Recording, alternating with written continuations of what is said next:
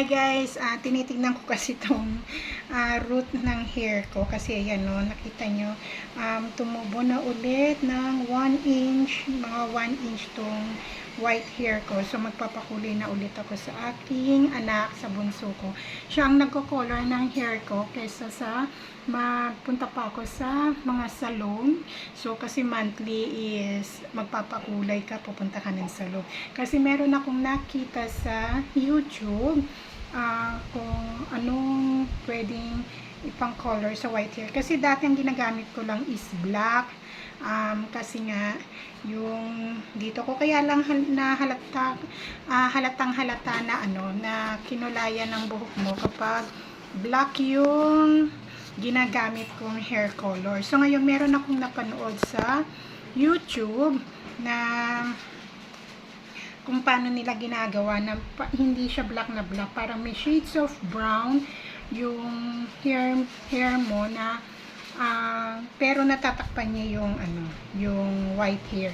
Meron kasi ako before yung mga binibili sa mga Watson, sa mga department stores like yung mga L'Oreal, na mga na mga Revlon, na mga hair colors. Kaya lang gusto ko sana yung medyo may hindi black, yung brown. Kaya lang kapag yun ang ginagamit ko, hindi niya natatakpan yung white hair ko, kita pa rin niya. So nag-search ako sa Google and then meron ako doon napanood kung gusto mong merong color yung hair mo, hindi siya black, may shades of brown, pero gusto mong matakpan yung white hair mo, is meron silang tinuro, parang tutorial na na DIY, yung pwede mong gawin sa bahay.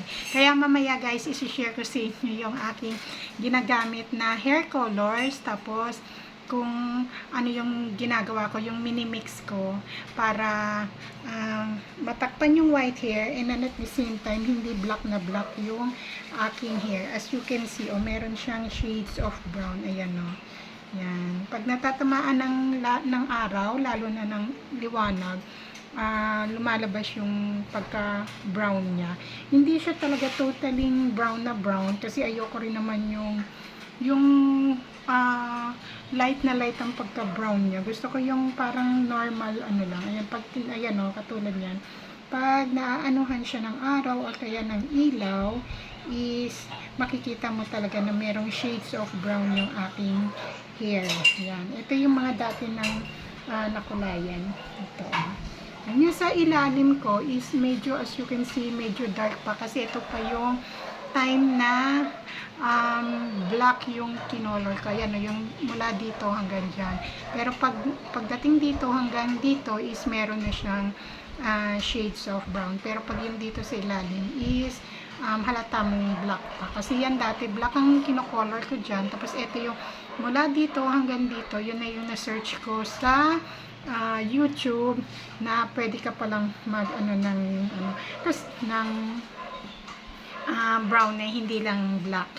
Tapos kaya ako nag-search kasi sa ngayon ang mahal na na magpa-hair color, kahit na ganitong kaikli lang yung hair mo. Ang mahal na magpa-hair color sa mga salon. Meron na silang yung halimbawa yung ganitong length, tapos kung anong color ang ipapakulay mo. So meron na siya. Medyo namamahalan ako. Kung meron namang pwedeng DIY sa bahay, yun na okay naman. Tapos yung gamot na yung brand ng hair color na ginagamit ko, is yun din ang mga ginagamit ng mga nandoon sa sa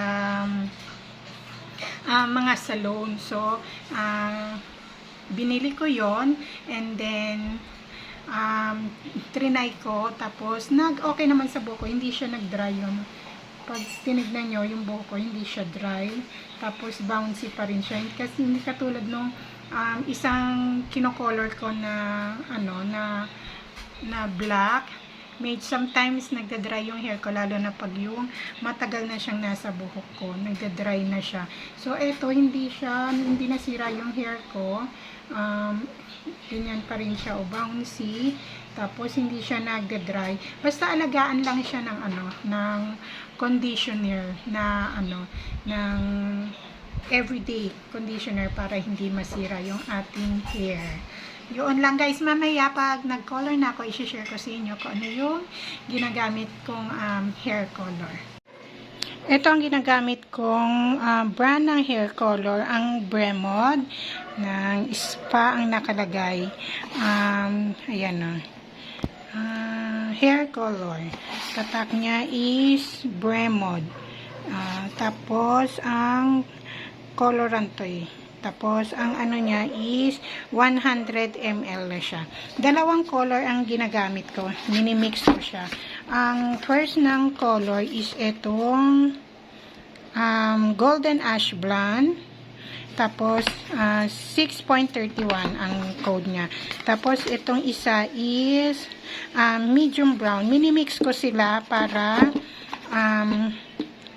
hindi siya ganun kaano yung hair. Tapos, ito naman yung oxidant cream ng 6% since white hair yung kokoloran ko. 6% lang yung kanyang oxidant. Yan. Tapos, ito naman is ang ginagawa ko, etong Golden Ash Blonde, mas marami akong nilalagay. Kung baga, halimbawa, 75% nito, tapos maglalagay ako nito ng 25% ng quantity, yung medium brown. Ang reason ng medium brown, ito yung color sa white hair natin. Kasi kung golden ash blonde lang, medyo makikita pa rin. Hindi siya ganun ka, yung white hair. So, yun ang napanood ko sa YouTube na kailangan haluan natin ng konti nitong medium brown kasi ito yung natural colors. Tapos, ito yung tinatawag nilang fashion color. So, 75% ng fashion color plus 25% ng medium brown na natural color para totaling makulayan yung ating white hair. Tapos, kung gaano karami itong hair color, ganun din karami yung oxidant cream na ilalagay natin.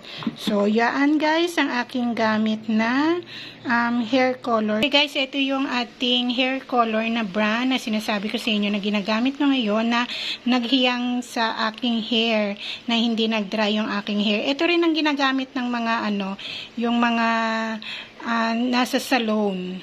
Yan, ginagamit din nila tong tong brand na ito. So, kaya naging trusted brand ko na to siya. Ito na, lagi kong ginagamit mula nung na-discover ko itong brand na to.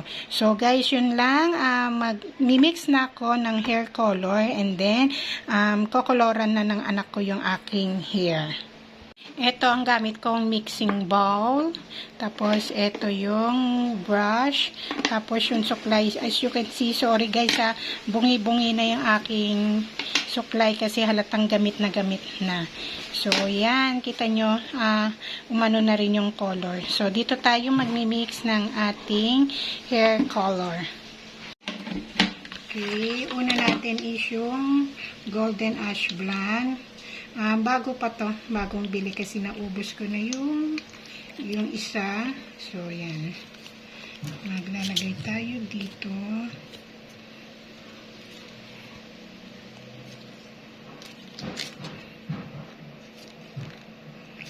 Saktong-sakto sa buhok ko yung kalahati nito. Ayan. Almost half. Ayan. Ito yung ating Golden Ash Blonde. Tapos, lalagyan natin siya ng konting medium brown para naman sa makulayan yung ating white hair. Ito. So, ito, bago rin siya kasi naubos ko na yung nakaraan. Puro bago na to. So, ito. Lagyan natin siya ng 1/4, 25% nung kasing dami nung nung Golden Ash Blonde. And then, we're going to mix it. Mini-mix ko muna siya bago ko lalagyan ng oxidizer para mix na mix yung ano, yung color. Mix it well. Yan. Pag na-mix na siyang mabuti, saka natin lalagay yung 6% na ano, oxidizing cream.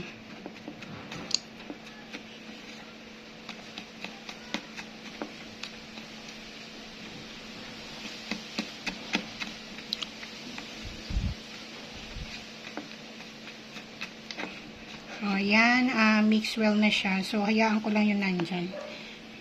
Tapos, kung gaano karami yung, ano natin, yung combine na, ano, na colorant, ganun din karami dapat yung ating oxidant cream. Inaano ko lang siya. Yung, tinataktak ko mabuti.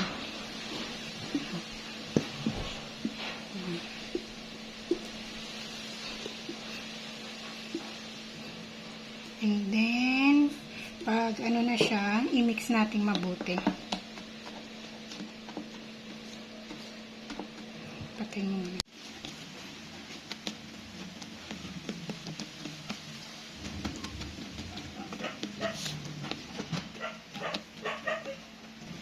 Ayan guys, pag na-mix well na siya, so pwede na tayong mag-hair color. So, let's go guys. Kulayan na natin ang ating hair.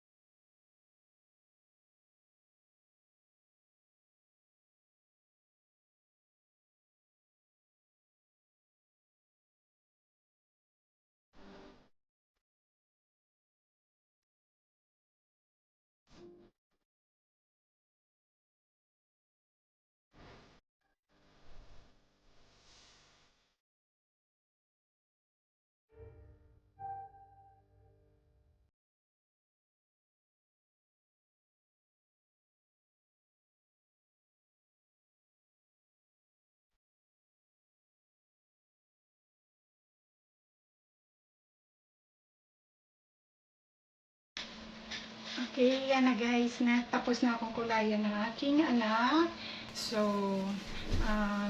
tatanggalin ko lang yung mga excess na nanditong colors para hindi magkulay sa aking balat. Actually, hindi ko na video kanina, naglagay ako dyan ng ng petroleum jelly para hindi dumikit yung color pag pinunasan ko. Kasi hindi yan maiiwasan na may lumampas katulad na ganyan na sa pagkulay. So, nilalagyan ko lang siya ng petroleum jelly. Para katulad nito pag tinanggal ko na yung na lumampas na hair color is madali siyang tanggalin. So, yan guys, sa ating hair color. Tapos, iyaano ko lang siya. Ibababad ko lang siya sa hair ko ng 45 minutes to 1 hour. Supposedly, dapat 30 to 45 minutes lang siya ibababad. Kaya lang masyado kasing makapal yung hair strand ko. Kapag na-try ko na yan, every time na mag-color ako, na ibababad ko lang siya ng 30 minutes is hindi hindi kumakapit talaga totally yung hair color sa buhok ko. So, ang sabi sa akin dati nung friend ko na nag-hair color na gay, sabi niya, ate, ipatagalin mo sa buhok mo kasi ganun ang ginagawa namin kapag makapal yung strand ng customer namin is pinapatagal namin sa ibabad sa buhok. Kung wala namang hair steamer, so pinapatagal nila ng 1 hour sa buhok yung hair color para talagang kumapit na kumapit yung kulay. So, yun guys, ating hair color, ibababad ko siya ng for 1 hour, tapos maliligo na tayo, shampoohin ko siya, and lalagyan ng hair conditioner. Yung nga palang iba, pag nagkukulay sila is, hindi nila sinashampoo. Sabi nila, ewan ko lang ha, yung iba, ganon. Comment down below lang kung ganun kayo na kapag nag-color ng buhok is hindi sinashampoo. Ako kasi, okay lang daw sabi nung friend ko na i-shampoo kasi katulad sa kanila sa mga salon after mag-hair color, sinashampoo nila talaga kasi para daw matanggal yung ang tawag dito yung parang chemical sa buhok para hindi masira. Tapos pero hindi nila sinashampoo yung matagal, yung parang matanggal lang yung super excess na chemical sa hair. Tapos lalagyan nila ng conditioner na marami. So yun, pagkatapos ko mag-shampoo sandali na tapos babanlawan ko siya ng water. So ilalagyan ko siya ng maraming conditioner. Pero bago ko siya i-shampoo, binabasa ko ng mabuti yung buhok ko, yung binubuhusan ko ng tubig hanggang sa parang matanggal yung excess na hair color, yung cream. And then kapag yung medyo lumilinaw-linaw na yung water, yan, saka ko siya sa shampoohin sandali, yung doon lang sa scalp ko masyadong parang minamassage, yung ganyan. Tapos babanlawan ko ulit siya. Pagkabanlaw ko is tatanggalin ko yung excess water. Then lalagyan ko siya ng maraming conditioner. Tapos ibinababad ko siya sa hair ko ng mga around 5 minutes. Yun, tapos saka ko siya ulit babanlawan. So, yun guys, thank you sa I hope nakabigay ako sa inyo ng nakapag-share ako sa inyo ng something na maaaring makatulong sa inyo sa pagdi-DIY ninyo ng hair color sa inyong bahay. So, thank you guys, and mamaya is papakita ko sa inyo yung result after ng maligo ako or hanggang after ko maligo tsaka kapag natutuyo yung hair ko. Guys, na banlawan ko na at napatuyo ko na yung aking hair after kong makulayan. Dito ko para kita ninyo yung result niya. Kaya dito ako sa medyo merong may ilaw. Yan, kita nyo wala na yung white hair, kaya lang medyo may pa. Yan, yung pagka brown. Yan. So, ayan siya. Hindi siya black na black yan. Katulad niyan kapag tinatamaan ng araw, meron siyang brown. Ayan. Brown. Pag tinatamaan siya ng ilaw or ng araw. Dito tayo sa labas para makita ninyo kung anong result niya kapag tinatamaan siya ng araw. Ito, yan. Ayan guys. So, yan, nagba-brown siya. Hindi siya talaga light na light.